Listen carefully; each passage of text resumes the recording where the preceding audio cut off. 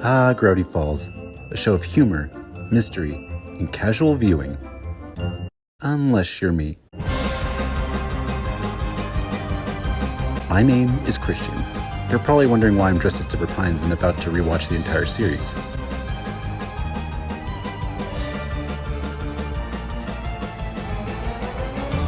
Rest assured, there's a perfectly logical explanation.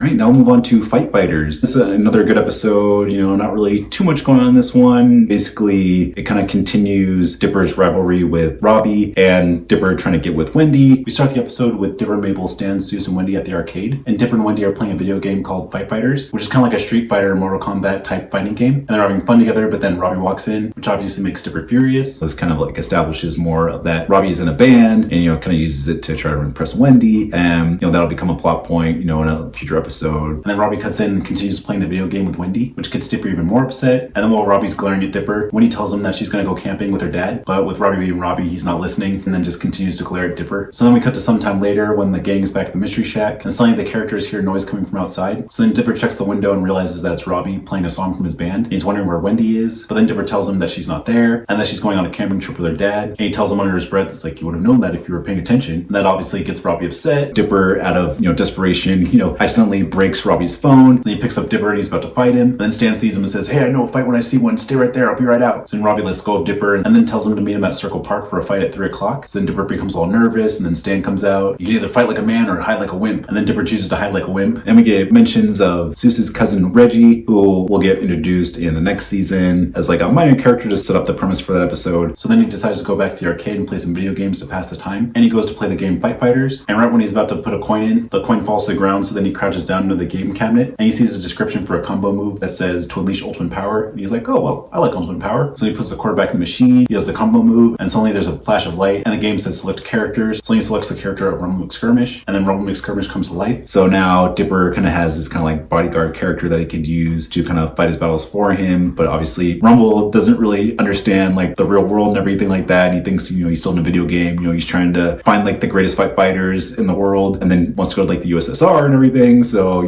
obviously he's kind of stuck in the past to like the 80s and everything like that. And, he's always trying to find like the person who murdered his father and everything. So then Dipper pretty much like asks Rumble to kind of fight Robbie for him, but not really fight him, but just scare Robbie just so that, I won't have to fight him. But then, Rumble thinks that Robbie killed his father. So then he tries to kill Robbie out of vengeance and everything. So, we get whole, fun chase and everything like that. A lot of other video game references throughout the episode. And then there's also this, side quest that Mabel and Stan have of Mabel trying to help Stan get over his fear of heights. But then in turn, she ends up being afraid of heights. And then as far as like vehicles, we get introduced to Suze's pickup truck, which will definitely become like one of the main vehicles that the characters use to get around as the series goes on. And then Rumble's about to kill Robbie, but then Dipper obviously doesn't want that. So then Dipper eventually reveals that he lied about the whole thing and that Robbie didn't actually kill his father. So then Rumble McSkirmish becomes very angry and then challenges Dipper to a fight. And then Dipper decides to be a man and enter the fight. And then Rumble uses a special move and defeats Dipper. And then Rumble gloats in victory, but then disappears after the game over sign appears above him. And then Dipper allows Robbie to beat him up, but then Robbie decides not to. And then Wendy returns from her camping trip and asks if the two of them have been fighting. But then Dipper lies and says that they were stopping 2 other people from fighting. And then Wendy smiles and calls them her boys. And kind of has like this kind of like resolution with Robbie where Robbie kind of like thanks him for not getting killed, but he still doesn't want to be his friend. And then Dipper, still doesn't really care for Robbie. So they decide to kind of be rivals in secret in order to not make it awkward for Wendy. So yeah, overall, it's like a fun episode. Yeah, not really too many things going on, just kind of continues plot points that we already knew about already. Get introduced to a couple of characters will be semi-important later down the line and kind of continue storylines that we've already seen before. We also get a cryptogram at the end, which translates to sorry Dipper, but your Wendy's in another castle, which is a reference to the Super Mario Brothers game where Toad tells Mario, sorry Mario, but your princess is in a different castle. And Super Mario Brothers was a huge influence on Alex Hirsch and the creation of Gravity Falls. But yeah, overall, just a kind of fun one and done episode. Not really too many big revelations in this one, but yeah, like overall, it's pretty good.